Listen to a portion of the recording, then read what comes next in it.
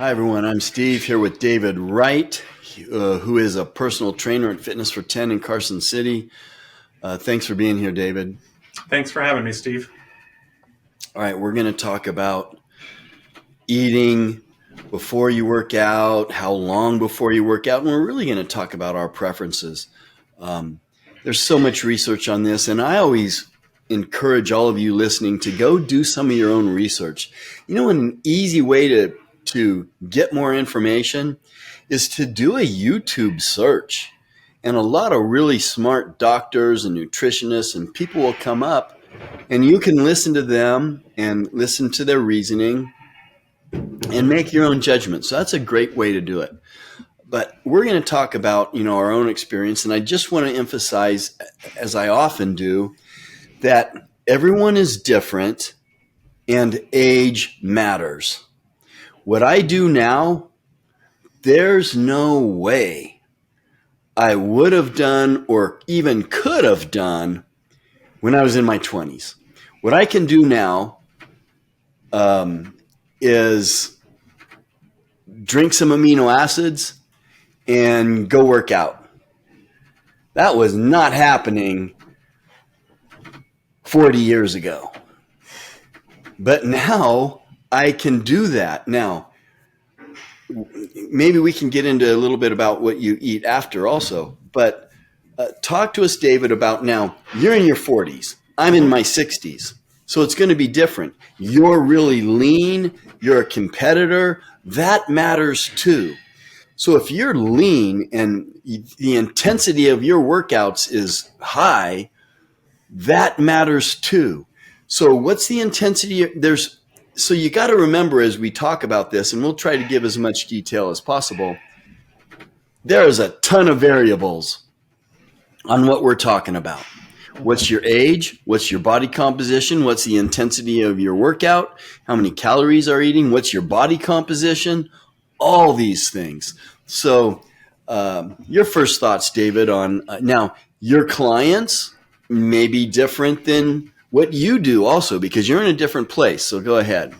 Yeah, that's very true, Steve. So yeah, everybody is in a very different spot in terms of not only age, as you talked about all the different variables, and there's tons of them. But, the first thing to kind of understand is, depending on where you're at in your health journey, fitness journey, whatever you would like to call that, it depends. You mentioned being able to now, at this point where you are, grab your amino acids and head off to the gym and you're good. For me, again, personal experience here, and I'm a competitor, so most people are not where I'm at right now, but just as an example, to show kind of a difference of where, age and kind of what we're both doing. So for me, before I go to the gym and do a workout, I've got, my protein, so generally chicken or like a ground beef, white rice, plain white rice, some asparagus, so like a whole meal right there, eat that down. I normally wait like probably half an hour after I eat that, and then I head to the gym, or if I'm here at Fitness for 10, of course, I'm already at the gym.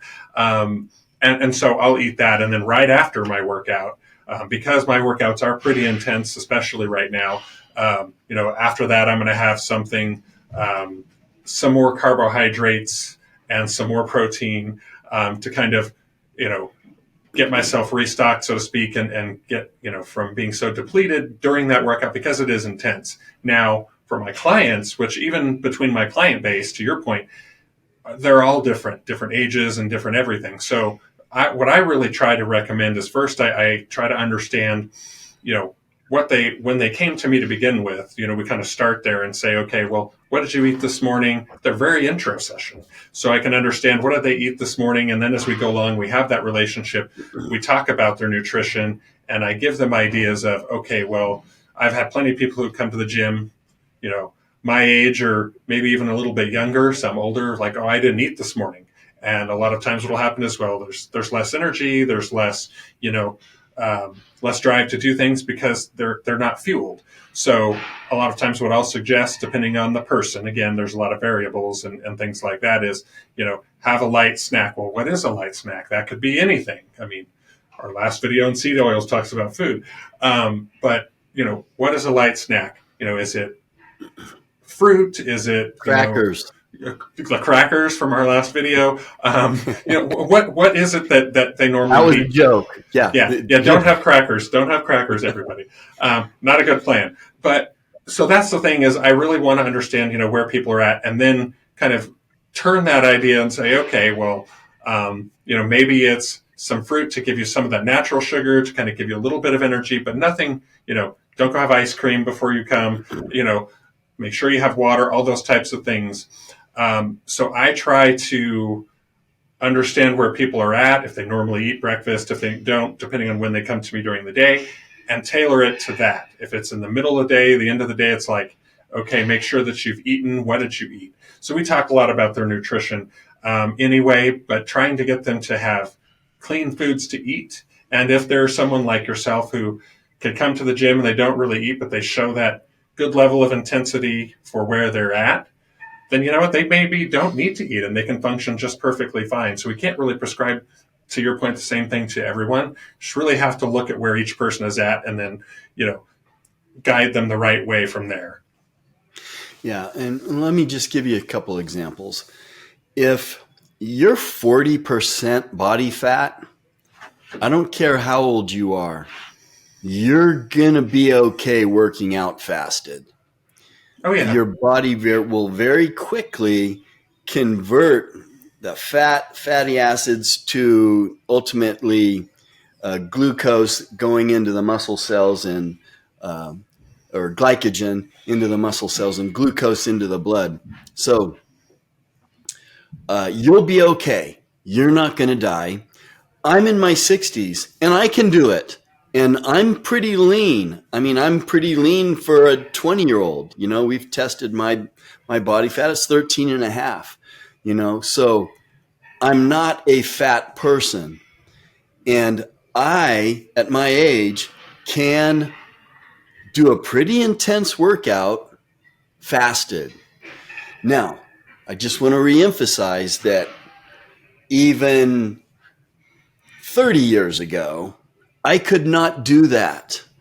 My body needed some carbs. Now, what I make sure I get either before or after, or before and after, is at least amino acids. And I pound the amino acids. That's what, I don't know if you saw me drink that. I'm getting ready to go do my workout.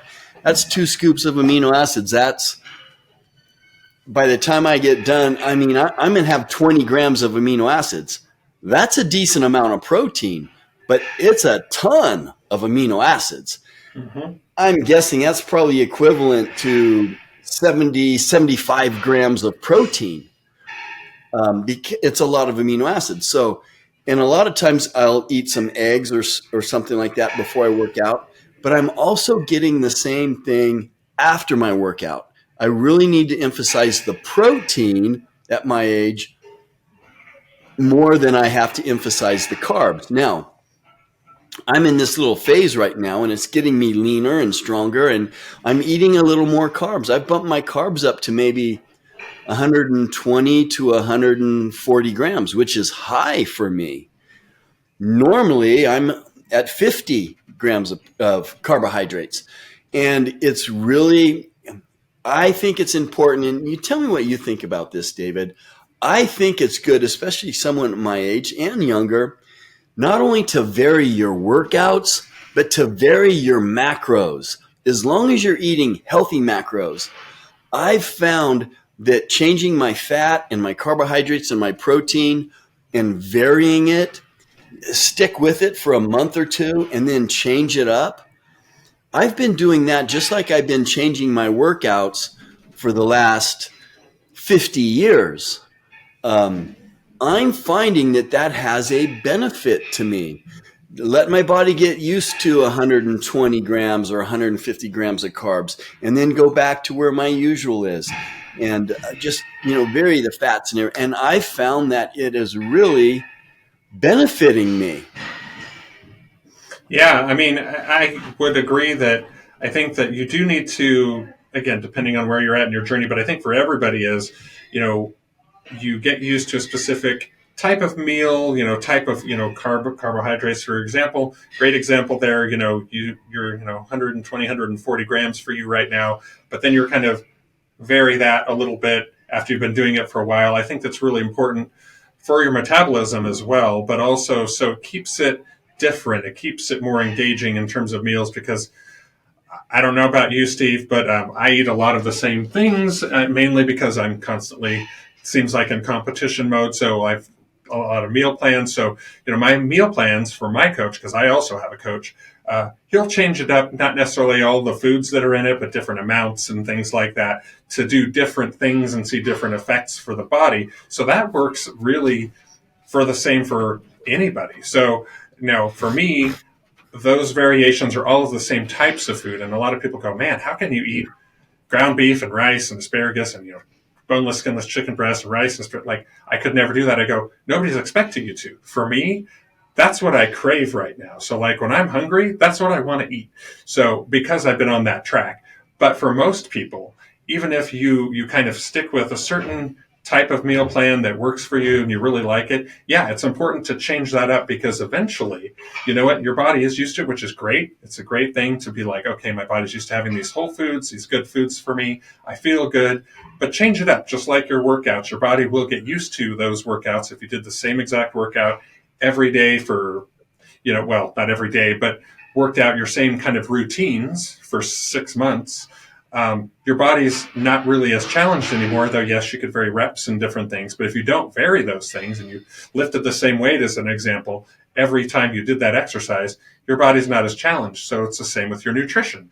You've got to kind of mix it up a little bit. Doesn't mean you have to go crazy, but just give your meals a little shift here and there. So then that way, you've got something different. And then also it's something to look forward to, so your meals aren't, they don't get stale on you, so to speak, as in terms of your taste, because a lot of people want something different, and that's why they fall off.